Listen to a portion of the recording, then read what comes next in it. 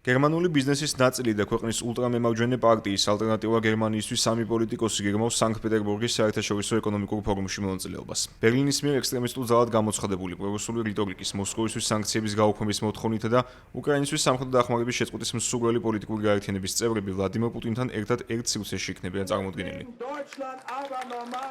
თავდაპირველად ბუნდესტაგის ფრაქციის საგარეო პოლიტიკური მიმართულების ექსპერტი მერყეობდა ფორუმში მონაწილეობა არ მონაწილეობის საკითხის ირგვლივ, თუმცა მოგვიანებით გერმანული საინფორმაციო პორტალის T-Online-ის თანახმად, ულტრამემარჯვენე პარტიის საქსონიის ბიუროს თავმჯდომარემ იორგ ურბანმა განაცხადა, რომ მის ფედერალურ მიწას რუსეთი სჭირდება როგორც ევროპაში მშვიდობისა და კეთილდღეობის გარანტი.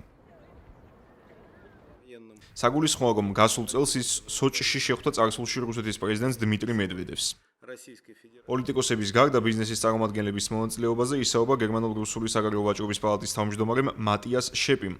მისი თქმით, რუსული ბაზარი მხოლოდ აზიას არ უნდა დარჩეს, ამიტომ ევროპამ უნდა იაქტიუროს უკრაინაში სრულმასშტაბიანი ომის მიუხედავად. როგორც ამბობს, მხოლოდ 2026 წლის პირველ კვარტალში ჩინურმა კონცერნებმა რუსეთში 1400 კომპანია დაარეგისტრირეს, ხოლო გერმანული კომპანიების რაოდენობა რუსულ ბაზარზე ამჟამად 1600-ს შეადგენს, წლიურად 20 მილიარდი ევროს რაოდენობის ბრუნვით, რაც 2011 წლის მაჩვენებელს 4-ჯერ ჩამორჩება. რუსული სახელმწიფო ეკონომიკური ფორუმი, როგორც წესი, კრემლის ხელმძღვანელობის კიდევ ერთი პროპაგანდისტული პლატფორმაა და გასულ წლებთან შედარებით სულ უფრო ნაკლებ მონაწილეს აერთიანებს. გერმანიის ხელისუფლება კიევის აქტიური მოკავშირე და მხარდამჭერია, როგორც სამხედრო, ისე პოლიტიკური თვალსაზრისით. ჯერჯერობით უცნობია გერმანული ბიზნესის მცირე ნაწილის მონაწილეობის თაობაზე, რა რეაქცია ექნებათ ბერლინში, თუმცა როგორც წესი, ხელისუფლება აქტიურად არ ერევა კერძო სექტორის გადაწყვეტილებებში.